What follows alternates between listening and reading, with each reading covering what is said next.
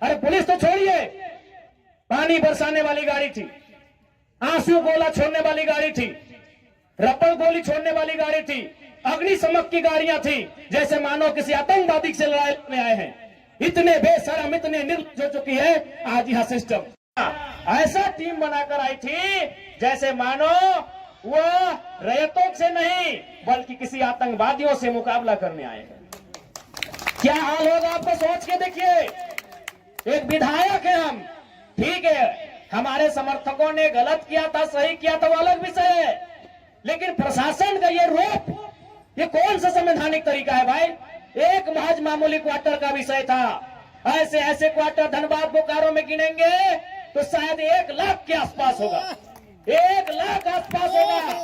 एक मामूली क्वार्टर के लिए जो प्रशासन ने अपना एक घृणित चेहरा दिखाया, बिल्कुल ये घृणित चेहरा था प्रशासन का, ये नफरती चेहरा था प्रशासन का, ये असंवैधानिक अमानवीय चेहरा था प्रशासन का। एक विधायक के साथ जब वो इस प्रकार का व्यवहार कर सकते हैं तो सोचिए आम ग्रामीण रैयत विस्थापितों का क्या हश्र होगा आने वाले सालों में। इसलिए आज मैं तमाम रैयतों से, जिन्होंने किसी परियोजना में, किसी कल कारखाने में कि डीवीसी की परियोजना हो या सीसीएल पीसीसीएल की परियोजना हो, जिन्होंने अपनी जमीन देने का काम किया है, आज उन्हें एक मंच में आने की आवश्यकता है। मैं आपसे यह आह्वान करने आया हूं।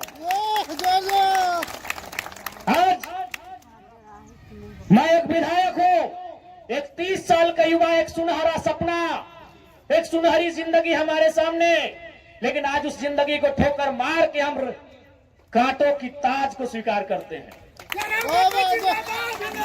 उस सुनहरी, उस मखमली जीवन को हम ठोकर मार के कांटों के रास्ते को चुन रहे हैं, जबकि आपको भी मालूम है हम माननीय हैं, फूलों का बिस्तर हमारा स्वागत करने के लिए तैयार है, लेकिन हम कांटों की राह चल रहे हैं।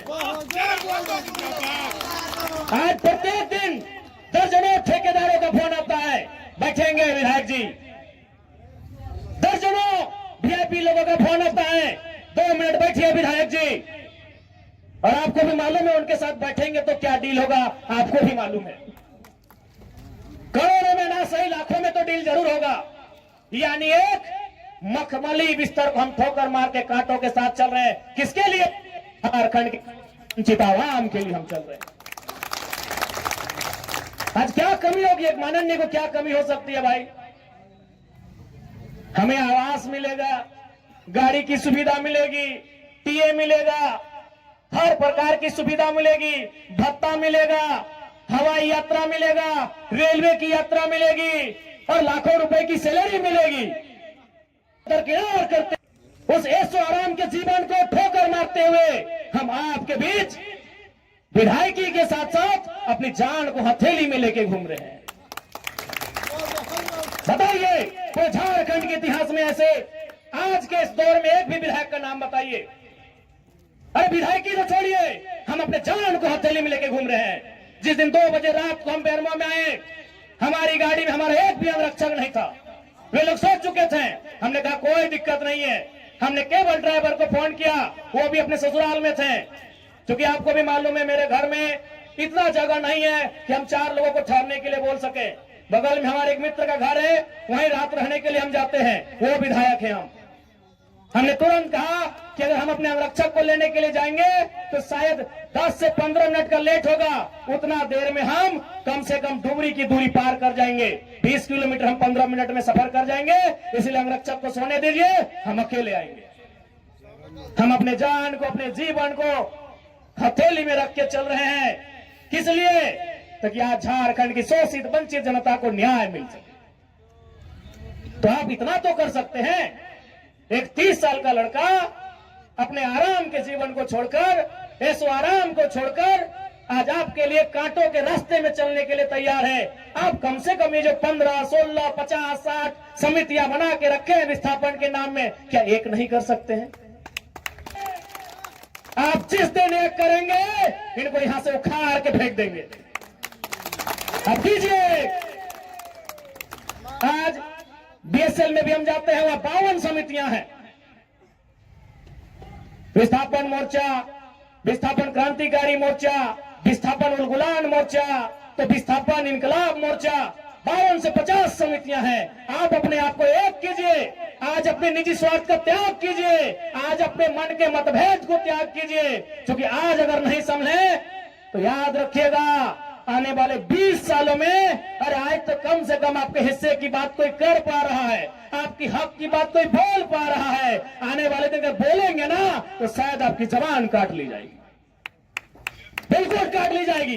ये कौन सा रूप था? आप ही बताइए, कौन सा रूप था प्रशासन का? आज हो सके आज भी मेरी बातों को कुछ लोग तोड़ मोड़ के प्रस्तुत करेंगे कि विधायक के बोल सुनिए। अरे उनको नहीं मालूम है विस्थापन का दर्द क्या होता है। अगर वे विस्थापन को अध्ययन कर लेते तो शायद ये बोली बोलने का अवसर नहीं देखते। इसलिए आज मैं आपको स्पष्ट कहना चाहूंगा, और मैंने विधायक बनने से पहले ही कहा था, मैंने सांसद का चुनाव लड़ने से पहले ही कहा था कि आज जो हाल मैं देखता हूं पूरे झारखंड का, आज जो मैं अफसरशाही का व्यवहार देखता हूं, आज जो मैं प्रबंधन की मनमानी देखता हूं, मैंने बहुत दुखी होकर कहा था कि मैं पीएचडी का स्कॉलर हूं, लेकिन मैं शायद इस बात को आप लोग मेरा गलत कहें, लेकिन मैं कह रहा हूं कि कोयला अंचल में रहने वाले लोग जो विस्थापित लोग हैं वो हम दो, हमारे दो नहीं, 2 बच्चों को एक्स्ट्रा जन्म दीजिए और उनको केवल और केवल विद्रोह की भावना के साथ तैयार कीजिए कि आपको बदला लेना है। बिल्कुल इस मेरी बात से बहुत सारे लोगों को आपत्ति होगी कि माननीय कैसा बोल रहे हैं, लेकिन उनको क्या मालूम कि जिस जमीन को हमारे बाप दादा ने 1970 में दिया है, हमारे बाबूजी मर गए, लेकिन आप भी जवान बेटा वो बुढ़ापे की ओर चला गया है, लेकिन इंसाफ नहीं मिल पाया है। और ये तो गनीमत है। झारखंड के किसान भोले भाले हैं, झारखंड के किसान सरल हैं, झारखंड के किसान सीधे साधे हैं कि आज 1970 की लड़ाई को घिस घिस कर अपने जीवन को, अपने खून को गला गला कर लड़ रहे हैं। अरे ये बंगाल याद होगा तो 1964-65 का दौर था।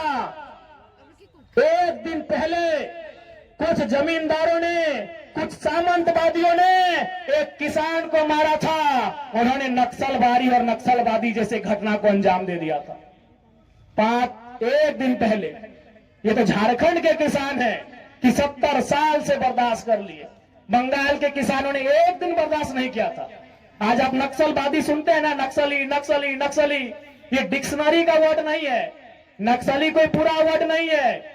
नक्सली बुरा हो सकता है, नक्सली वर्ड बुरा वर्ड नहीं है। नक्सली एक्चुअल में वास्तव में बंगाल में दार्जिलिंग जो क्षेत्र है वहां एक गांव है, उसका नाम है नक्सलवाड़ी। नक्सली कोई डिक्शनरी का शब्द नहीं है जिसको हम लोग झारखंड में सुनते हैं नक्सली। एक बंगाल का गांव है, उसका नाम है नक्सलबाड़ी। उसी गांव में घटना घटी थी। किसानों को कुछ जमींदारों ने, जमींदार को आप प्रबंधन से ही तुलना कर सकते हैं, जमींदार को आप प्रशासन से तुलना कर सकते हैं, तो कुछ जमींदारों ने, उस किसान का नाम था जंगल संथाल, लगभग 6 फुट ऊंचाई का वो किसान था, उसका नाम था जंगल संथाल। उस किसान के कुछ साथियों को लाठी डंडे से पीटने का काम किया था। बदले में एक ऐसा क्रांति आती है, उसे आप नेगेटिव कहिए पॉजिटिव कहिए वो विषय नहीं है कि आज उसे नक्सली और नक्सलवादी का नाम दिया गया। वे किसानों की घटना थी। और उसकी तुलना में तो झारखंड के लोग सीधे साधे भोले भाले लोग हैं। आज 70 साल से पिस रहे हैं, आज 70 साल से घिस रहे हैं। आज कई पीढ़ियां बर्बाद हो गई। आंखों के सामने बूढ़ी माँ इलाज के अभाव में तड़प तड़प के मर गई। आंखों के सामने जवान बेटा बेरोजगारी से तंग आकर खुदकुशी कर लिया। आंखों के सामने इतनी घटनाएं घट गई, आंखों के सामने इतनी घटना घटने के बाद भी आज झारखंड बर्दाश्त कर रहा है। ये बंगाल होता तो आज नक्सलबाड़ी जैसी कई घटनाओं को अंजाम दे चुका होता।